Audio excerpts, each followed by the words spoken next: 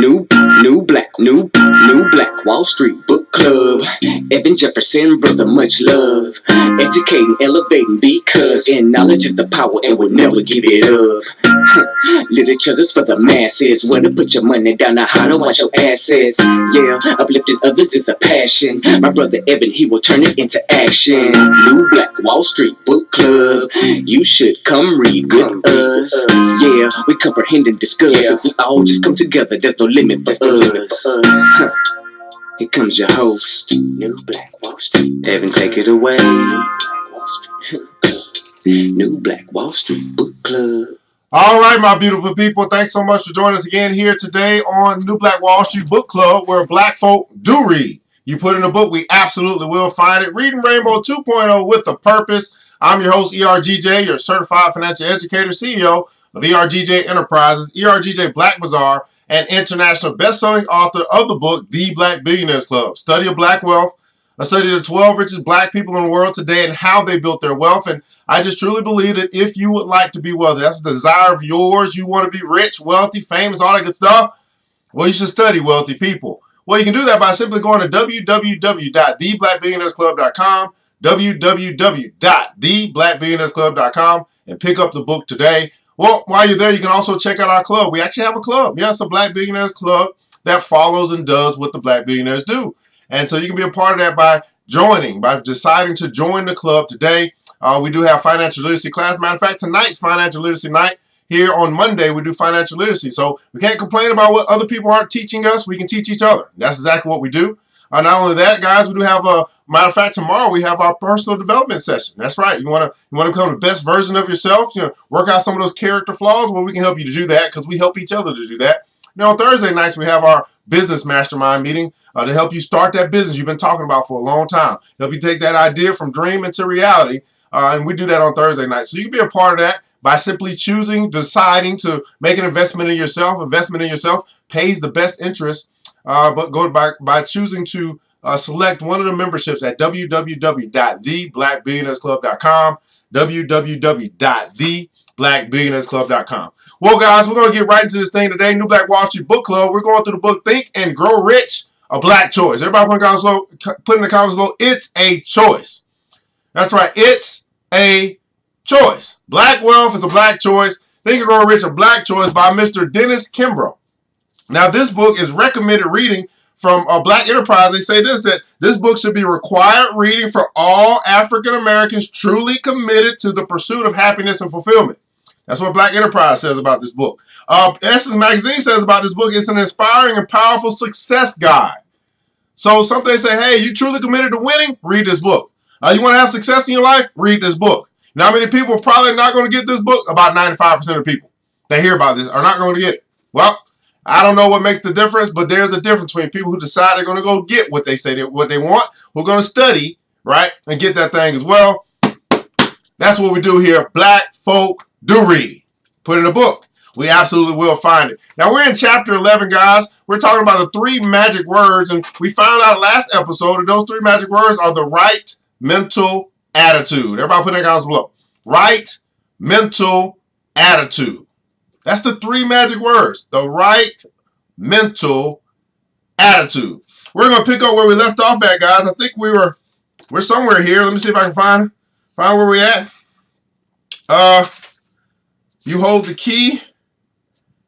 I don't really know where we left off at. I don't know where we left off, but we're going to pick up right here. We read that. We're going to pick up right here with the least likely to succeed. Your attitude reflects the real you. We'll pick up here. We might be recovering, but that's okay. Your attitude reflects the real you. It's strange that we're so familiar with ourselves. We're so familiar with ourselves that we tend to take ourselves for granted. We tend to minimize the things that we can accomplish as well as the goals we can reach. For some equally strange reason, we believe others to be more capable of success and dwell on our ineptness. Now, that's why I say that when I see or hear about these billionaires, I'll be like, they can do it, I can do it. I don't believe there's anything special about them. I mean, they did make some different decisions in life, but shoot, if they can do it, I can do it. How many guys believe that?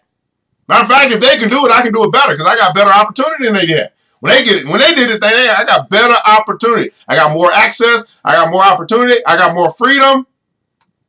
If they can do it, I can do it. There remains an enormous gap of undeveloped potential in all of us. A great reserve of talent and ability that we habitually fail to use. Look at today's black achievers who have reached amazing heights. No matter their endeavors, wherever you find men or women of distinction, you'll find a person with the right mental attitude. You'll find a person with the right mental attitude. You need only to think of your friends and acquaintances to prove this. The successful take the attitude that they can accomplish whatever they set their minds to. They have a healthy attitude towards themselves and, as a result, toward life. Subsequently, they aim high and come to be called successful, outstanding, and achievers. Quite frankly, they are no more brilliant or outstanding than the majority of people with whom they come in contact. It's their attitude that makes the difference. It's their attitude that makes the difference. You know what? I just simply believe that I can do it. About 95% of people I come in contact with don't believe that they can do it. I believe I can. And I will. How about you? Now, I don't know what it is that you want to attain, acquire, do, be, have, whatever. At first, going to start with a little bit of belief that you can do it. And then I'm going to do it. Right? It ain't no thinking about it. I'm going to do this thing. The least likely to succeed. What's going on, Mr. Plant? Thanks so much for joining. Thanks so much for joining. My main man, Mr. Plant, up in the house. Right? Thank you. Good Instagram Live and Facebook Live. Thanks so much for joining. YouTube Live as well. The least likely to succeed. In the winter of 1968, Willie Davis was at an impasse. Davis was an all-pro standout with the world champion Green Bay Packers, a man possessed who could single-handedly dominate a football game. At the height of his career, he was arguably the best defensive player in the game. Despite his on-the-field heroics, however, Davis was falling far short of his off-season pursuit to complete a master's degree program at the University of Chicago. Davis had been toiling away for a number of years, but the routinization and rigor made him miserable. He was ready to throw in the towel. After all, he figured he could make a decent living in business without a graduate degree, so why bother? This particular morning was tougher than most. Almost instinctively, David cut his classes and drove to Green Bay, Wisconsin to discuss his problem with then head coach Vince Lombardi. For the first time in his life, Willie Davis thought of quitting. I thought you had classes today, Lombardi said to Davis after greeting him. I had some personal business to attend to, was Davis's sheepishly reply. After seeing that Lombardi wasn't buying his story, Davis opened up and shared his concern with his coach. After listening intensely, the usually fiery Lombardi ignored Davis's self-pity and used a clever analogy to help solve his problem. I've been meaning to tell you, Willie, that we reviewed last year's game films and the entire staff agreed that you were at your best in the final quarter of every game. For the average defensive end, the fourth quarter is sheer torture. Many players just quit. They don't realize it, but it shows in their performance and it shows in their lives. Many players just quit. Now notice this, even though he's talking to a football player, he's saying, hey, many people just quit. They don't realize it, but it shows up in their performance. Now that means that it shows up in your results. You ever start to evaluate your results? Not your effort, your results. He said it shows up in their performance and it shows up in their lives. See, some of us take some of this stuff too small. We think, oh, it's just this thing. No, if it's that thing, it's probably some other stuff too.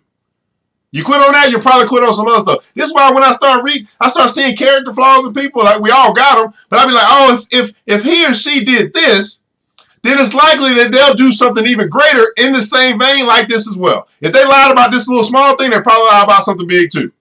There's no shame. I mean, that's just a part of their character. So if you quit on this, it shows up in their performance and in their life. But not you, Willie. You're a winner. You never quit anything in your life, have you? I guess not, Coach, Davis said ashamedly. Later that afternoon, while driving back to Chicago, Davis reflected on his conversation with Lombardi. The far-sighted yet humble head coach had a worthy message.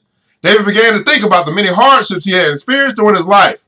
He had encountered the typical problems that many blacks had confronted in a hostile Southern environment. The problems of poverty and withheld opportunities, the problems of low self-esteem and shallow dreams. But Willie Davis was a fighter, Everybody put in the console, I'm a fighter.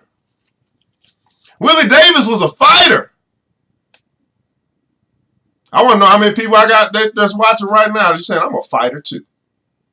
I'm just like Willie Davis. I'm a fighter. But Willie Davis was a fighter. Lombardi was right. He had never been a quitter and wasn't going to start now. Renewed and refreshed, he began to apply the same attitude that he possessed on Sunday afternoons to his studies. For the next 2 sessions at the university's prestigious business school, Davis barely missed the dean's list by only a fraction of a point before making it in his final quarter. Willie Davis was accustomed to tough uphill battles, for example. In his senior year at a tiny segregated high school in Texarkana, Arkansas, Davis was voted the least likely to succeed. 4 years later, bent on proving his classmates wrong, he was the only male from his class to graduate from college. After graduate school and a teaching stint in Cleveland, Ohio, Davis subconsciously began seeking fresh challenges. In 1964, his bid to land an off-season sales job with the Schlitz Brewing Company was unsuccessful. He saw the brewery as a unique opportunity and hoped to cut his marketing teeth within a major firm. After several attempts, he finally convinced the company to hire him in its sales and public relations department. Marketing major in college, Davis was in his element. Once on board, he learned all that he could before venturing off on his own. By 1970, he transferred his skills and became the owner and operator of Willie Davis Distributing in Los Angeles, Schlitz's largest beer distributorship on the West Coast. 2 years later, he rejoined the parent company and served on its board of directors. In addition to the distributorship, Davis owns a wide array of enterprises. He branched out from distribution to broadcasting, buying 5 highly profitable radio stations within varied markets. From there, he maneuvered his way into trucking, using his company to transport his beer across the country. In addition to his outside activities, he still finds time to serve on the boards of many of the nation's most successful companies, including Mattel, Fireman's Fund Insurance, and MGM Studios. Paradoxically, a man who was voted the least likely to succeed nearly 30 years ago has become one of the most likely to succeed within corporate America. Sit up and take notice as he gives you a hint to his secret of success. I'm often asked, what was the turning point in your life? I want to ask you that today. What was the turning point in your life? What was the turning point in your life? Something for you to think about today. You're hearing about Willie Davis had a turning point. I'm sure that you had a turning point as well. What was the turning point in your life? In response, I'll have to point to my junior year in high school as the catalyst. During that year, I lacked direction and wrestled with a poor self-image with no idea of my capabilities. More than once, I considered dropping out. As I look back, that would have obviously been a terrible mistake. But one day, while walking home from school, my outlook changed for the better. As I passed the city work crew digging ditches, I noticed from their weary and worn faces their disdain for their jobs, as well as their low self-esteem. Their attitudes were poor, and it reflected in their half-hearted effort. I shuddered at the thought of switching places with them. I didn't want to dig ditches, but if I had to, I would be the best ditch digger. I would be the best ditch digger in town. Only then did I realize that attitude meant everything. Everybody put in the console, attitude means everything. Only then did I realize that attitude means everything.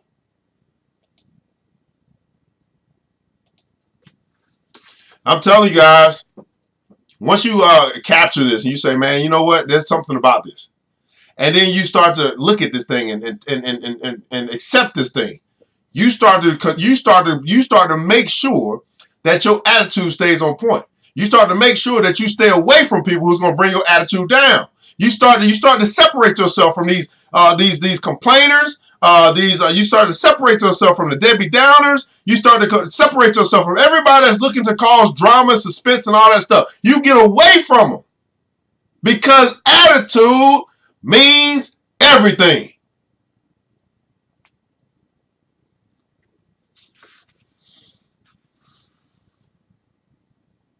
I knew that my attitude, more than any other factor, would determine my success or failure. Subsequently, I returned to school with a deeper sense of commitment and purpose.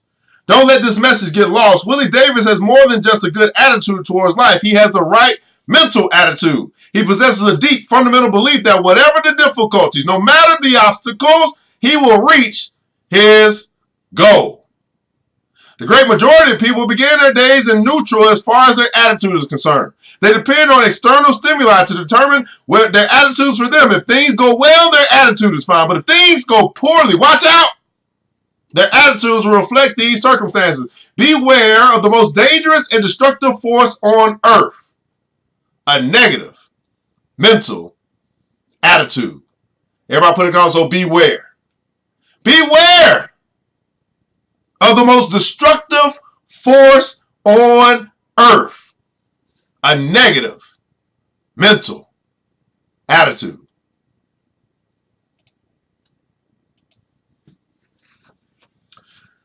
Attitudes and goals. The role your attitude plays in goal achievement cannot be overestimated. Goals without the right mental attitude are not goals at all.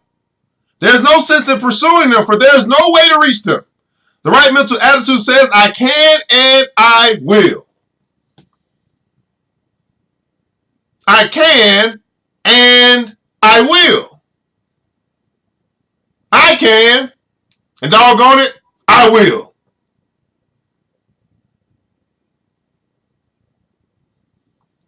And when failure strikes, as it most assuredly will, the right mental attitude has a fallback position from which it will rally again.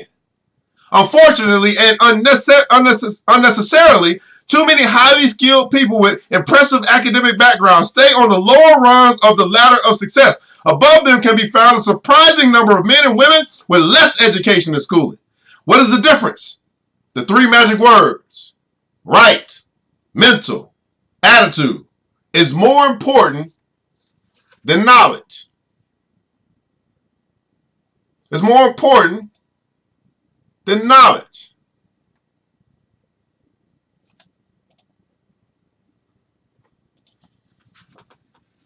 Jesse Jackson believes the right mental attitude will help you reach any star. No matter how adverse your circumstances, how you react, your attitude is up to you. Even in the worst situations, he quotes. You still have the choice between the high road and the low road. It doesn't take money to buy character. It doesn't take money to buy integrity. It doesn't take money to buy decency. Incredible breakthroughs happen once you face your obstacles with the right mental attitude. In 1969, Dempsey Travis was on the verge of tears as he received a BA degree, a Bachelor's of Administration degree from Chicago's Roosevelt University. Several years later, this scene was repeated when he concluded his graduate studies at Northwestern University.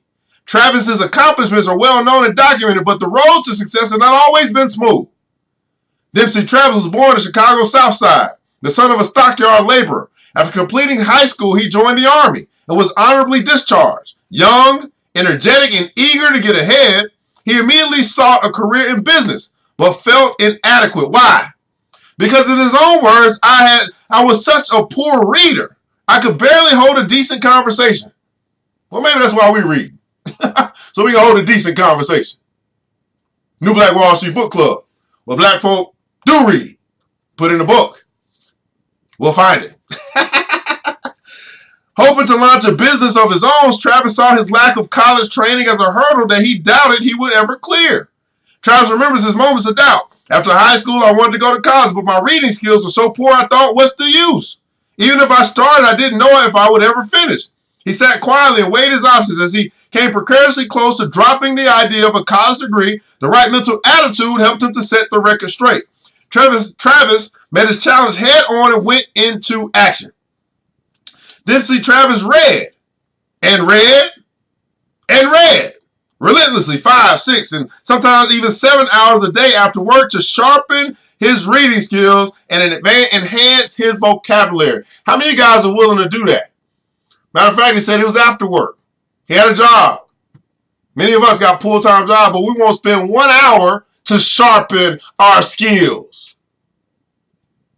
We all got 24 hours in a day, but you make excuses why you can't get better. I'm telling you, if you get better, everything gets better. He was willing to do what's necessary to sharpen his skills, for him to get better, so his life could get better. You spend hours talking about other people doing something for you when you could be doing something for yourself. Are you willing to commit to getting better? To sharpen your skills? So as you get better, your whole life gets better. As you get better, your bank accounts get better. As you get better, your relationships get better. As you get better.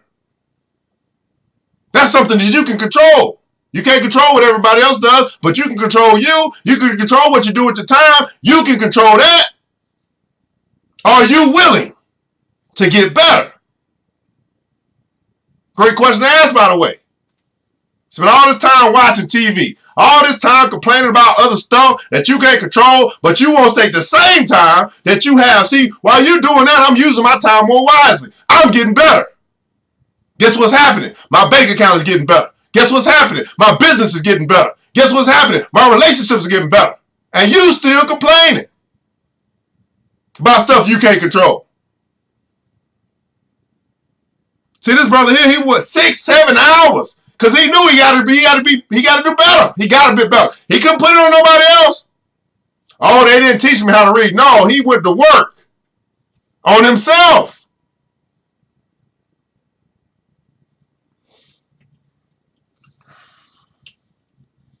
So he read 5, 6, and sometimes 7 hours a day after work.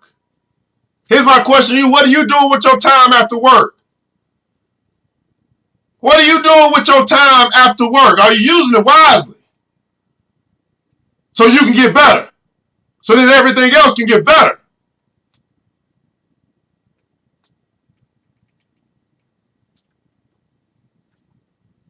Through it all, he maintained a right attitude. Within a short period of self-assured, Travis was reading a book a week, began to master many of literature's most scholarly works, and then he overcame the final barrier. He took the plunge and enrolled in college. He says it was the turning point of his life. Today, the man who is such a poor reader is the president of the Travis Realty Company, the Savart Mortgage Corporation, and a publishing enterprise. Over the course of his professional career, Dipsy Travis has received many honors, including the International Black Writers Award for his literary skills. Dipsy Travis has learned the secrets of success.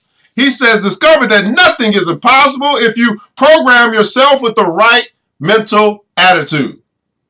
If you eliminate the word impossible from your vocabulary, if you reprogram yourself to think positively and view your problems rightly, and if you look for the possibilities, a right mental attitude enabled him to obtain the desires of his heart. Problems are inevitable, people. Yet through the power of your mind, you can exert a great deal of control over your destiny. When Napoleon Hill first penned such statements as anything the mind can conceive and believe it can achieve, and when you're ready for a thing, it will make its appearance. When you're ready for a thing, it will make its appearance. When you are ready, it will appear. Well, maybe there's some things that you have in your heart that you want, but you simply aren't ready for just yet. Could that be the case? You're just not ready yet. But when you get ready,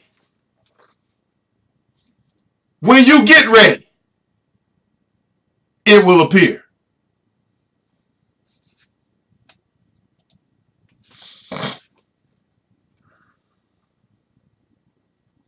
He based his belief on centuries of empirical evidence drawn from human experience. The great illusions called misfortune were, when viewed rightly, is just an illusion. Misfortune and setbacks are often illusions because we fail to connect the long-term benefits to the negative occurrence. Whenever you are faced with a knotty dilemma, you always have a clear choice in how you will deal with it. If you brood over the disappointment, you simply magnify your problems out of proportion. It's like taking a pebble off the beach and holding it close to your eyes. This small stone, when held close, can completely block your view. But if you hold it at a proper viewing distance, it can be examined and properly dealt with. If you drop it at your feet, it becomes a stepping stone. Dr. Eric Butterworth, a Unity minister and one of the most learned minds of this century, summed up this idea beautifully in his book, Discovering the Power Within You. Man is not in the world to set it right, but to see it rightly. And the right seeing is the passport from illusion to the heaven of accomplishment. If you want to change the world or to be influenced for such a change, you must begin within yourself by changing the way you see the world. I keep my thoughts centered upon only those things that I want to see manifest in my life. I keep my mind focused on the things I want, not the things I don't want.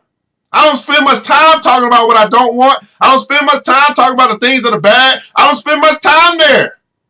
I'm focused on what I want, and I go get it. Let me read this again. Man is not in the world to set it right, but to see it rightly. And right seeing is the passport from illusion to the heaven of accomplishment. Now, how many of you guys will be honest and say, man, there's been a time in your life where you were deluding yourself. You was fooling yourself just by the way that you perceive this thing called life. You've been fooling yourself for so long. Now, the foolery that you've been dealing with, it turns into not really being honest. Therefore, you're kind of lying to yourself. And then you go and find people who will agree with your lie so that you can be like-minded, be around like-minded people. And now you're all lying. But then you realize, man, something, you know what? I ain't been looking at this right. Something happened. There was a turning point in your life. And now the same situation, you now see it differently and you respond differently and you get different results. It's a change of perspective. That's why I continue to say, things will change for you when you change. If you refuse to change, things will remain the same. It's about your perspective, the right mental attitude. Things will change for you when you change.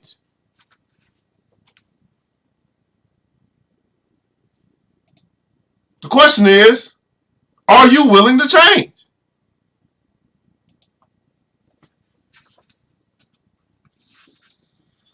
America isn't ready for a black talk show. Arsenio Hall's time had come. He had stepped on the center stage in the game of life. Hall had just gained national prominence by signing a 2-year, multi-million-dollar contract with Paramount Pictures. In June of 1988, his first movie, the box office hit Coming to America, was released. His good fortune continued with the promotion of yet another comedy, Harlem Nights, again featuring him and his longtime pal, Eddie Murphy. That would be released the following summer. Due to Hall's enormous success, Paramount approached him with the idea of hosting a late-night talk show, something he had waited for his entire life. But now that his chance had come, he surprisingly turned the studio down, not once but twice. Anybody ever been there? You prayed for something, you've been waiting on it your whole life, it finally comes, and you get scared. Nah, that ain't for me. Nah, it ain't. Nah, I don't want to do it now. Been waiting on your whole life. Wow, many sleepless nights ensued as Hall searched for the answers and questioned his sanity. By the time Arsenio Hall was 12, he had already developed a laser-like focus. Every evening, he sat on the edge of his bed long after his mother had fallen asleep, attentively watching his idol perform. He wanted to follow the path blazed by Johnny Carson and become the next great late-night talk show host. Hall's admiration for Carson goes back even further. As a child reared in Cleveland, he set up chairs in the basement of his home and pretended to host some of the most starlit names in Hollywood. Even in college, nearly a decade later, he announced in a speech class that he would one day replace the showbiz legend. After graduating from Kent State, where he majored in speech communications, Hall suppressed his desires. Now, this is interesting because I was having a conversation yesterday, and I said, I think that before depression that people deal with, I think suppression happens first. I think we suppress our desires. I believe we suppress ourselves. I believe we suppress our greatness, and then we move into depression. I truly believe, I think there's a level of suppression that happens to people before they go into depression. They've literally been suppressing their God-given gifts for so long.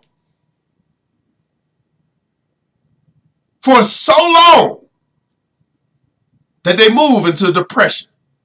That's my belief. there's something that happens. There's a suppression that takes place.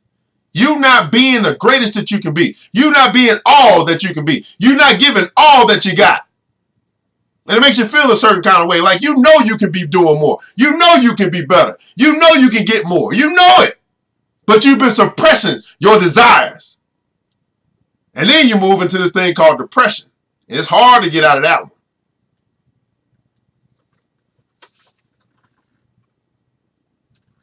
So I said, Hall suppressed his desires and worked as a sales rep for a pharmaceutical company. He settled for less.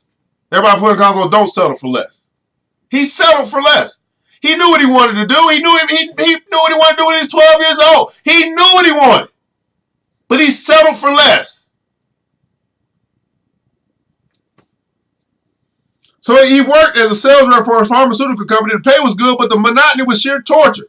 One night after watching the Tonight Show segment, he decided to pursue his dream. Against his mother's wishes, he quit his job the next day. As an entertainer, Hall delighted in his work. Unfortunately, it didn't pay the bills, at least not immediately. Following a series of breaks as a stand-up comic in Chicago's nightclubs, he left for Los Angeles to perfect his craft. Once he was in California, his skills began to flourish. Through numerous auditions and a little luck, he had established himself as a hot young comedian and promising actor. But in between bit parts and much shorter layoffs, Hall never relinquished hope of one day entertaining late-night viewers. And now that his moment had arrived, you would think he'd be poised and prepared to make the commitment. Amazingly, he was hesitant.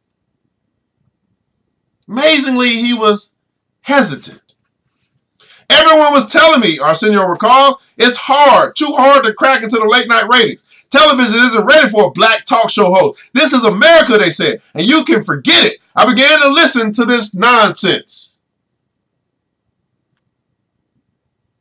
How many guys have stopped chasing your dreams because you've been listening to nonsense?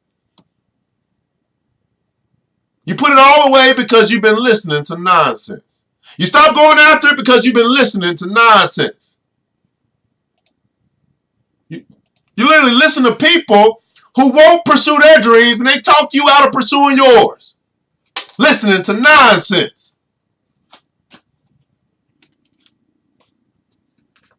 Does he make the right decision?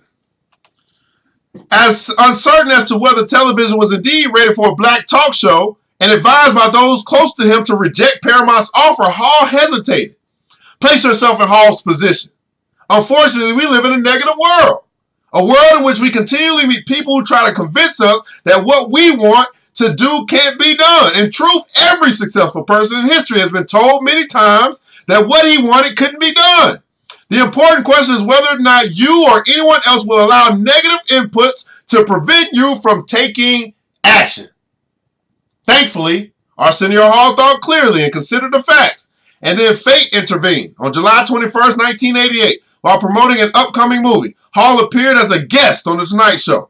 Here he was at last, sitting in the chair to the right of the man Johnny Carson who had inspired him for most of his life. It was eerie, he remembers. I sat there watching the master at work. I soon realized the opportunity that was before me. It was my goal. Right then, I decided to accept Paramount's offer.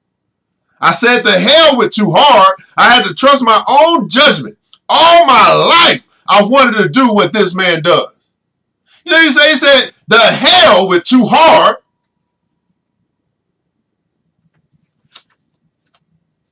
In order to make the correct decision in any situation, you must be able to think clearly and accurately.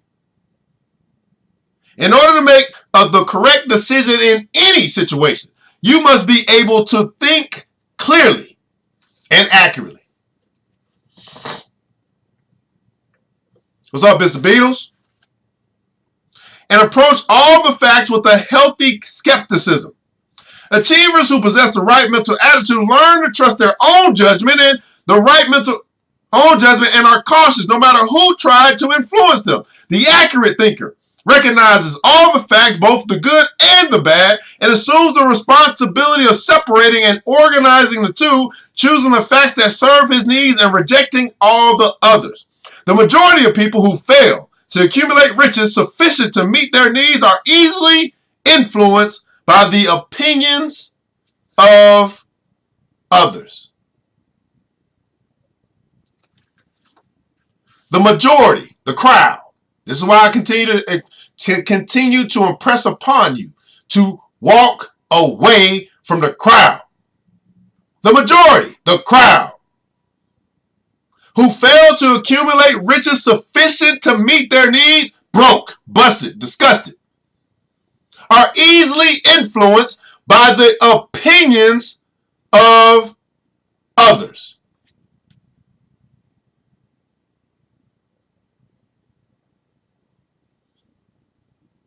They permit newspapers or friends or relatives to do their thinking for them. You know, one thing I decided to do, I've just refused to think for somebody else now. As a coach, if somebody's trying to help people, I am not going to think for you. Unless you pay me. A lot of people try to get everybody else to think for them. Because they're so inundated with the issues or with the entertainment or with the opportunities in life. They never take the time to say, you know what? Right now, I'm not going nowhere. I'm not getting on the phone. I'm not getting on the internet. I'm not doing nothing. Right now, it's time for me to think my way through this. I'm smart. I'm able. I can come up with some solutions. I just need the time to get inside my mind and think.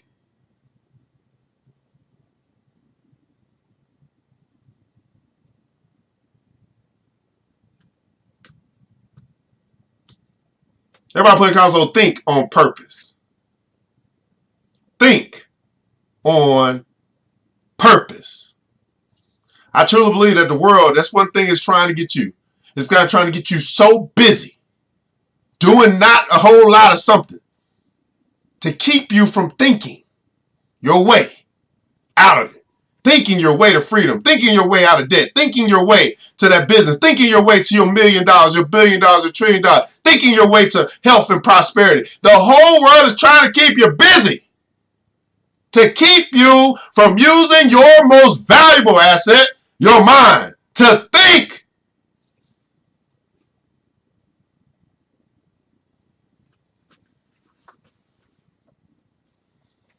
Opinions are the cheapest commodities on earth. Everyone has a flock of opinions ready to be heaped upon anyone who will listen. If you're influenced by opinions of others, when you reach decisions, you will not succeed in any undertaking. If you are influenced by opinions, when you reach decisions, you will not succeed in any undertaking. Now, the good book talks about this. It says that you do not have what you ask for because you ask amiss. You're unstable in all your ways. They're simply saying that you're influenced by so many things. You say you want it, you start going after it, somebody talks to you, you start going the other way. You're unstable in all your ways. If you're unstable here, you're unstable in everything else. I didn't write the book, I'm just repeating it. I think I got it right. This is the New Black Wall Street Book Club, where black folk do read. You put in a book, we absolutely will find it. In the comments below, I'd like for you to share something that you took away today, something that you learned. We don't do this just to do this. We do this to make a difference. We do this to make an impact. We do this to change your life. My question is simple. Was this worth your time and why? Time is something else that's very valuable. You can't get it back. We want to make sure we invest our time and get something in return. And we hope and pray that you got something of value today here on New Black Wall Street Book Club. Now, I know I talk faster than you type, so while you guys are typing that out, what it is that stuck with you, what it is that you're taking today, what it is that you learned, what's your takeaway today? I do want to invite you to join the Black Billionaires Club. You got an opportunity to walk away from the crowd. You have that opportunity. You can choose to do it. May take some courage. It may take it may take cutting some people off, but you can choose. That's one thing we got is choice, free will. You can keep doing what you've been doing, keep getting what you've been getting. Or you can walk away from the crowd. The 95% of the people who are doing a whole bunch of nothing.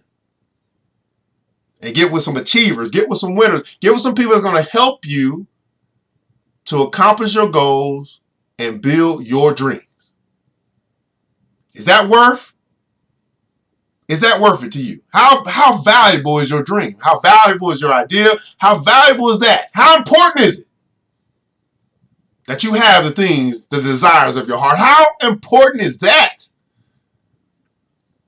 Simply go to www.theblackbillionairesclub.com, www.theblackbillionairesclub.com. Make a $10 or a $20 decision to change your life forever. If you won't invest in yourself, nobody else will. Mary said, hey, step away from the crowd and make sure I'm giving time to my goals even after my 9 to 5. Absolutely. Absolutely. Kevin Ross said, don't be influenced by others people's nonsense. Yeah. Another way of saying it is resist. Resist the ignorance of others. Ava said, knowledge is power, especially when you use it, when you apply it. Yeah, that becomes powerful when you apply the knowledge that you got. Absolutely. Well, guys, I'm ERGJ, a certified financial educator, CEO of ERGJ Enterprises, ERGJ Black Bazaar, and international best-selling author of the book, The Black Billionaires Club. I want you to remember this, that it takes a village, and it starts with us. Let's build. Let's build these bank accounts. Let's build these businesses. Let's build our community. But most importantly, let's build each other. And let's do it together. We all we got, people. We all we got. But guess what? That's more than enough. Until next episode, Mr. DJ, hit the music. New black. It's the New Black Wall Street Book Club. Wall Street. With your host, Evan Jefferson. It's time for us to go. Yeah. Now, you ain't got to leave the computer, but we encourage you to get out there and learn and apply all the things you learn at the New Black Wall Street Book Club. Yeah. New Black Wall Street. The New Black Wall Street Book Club.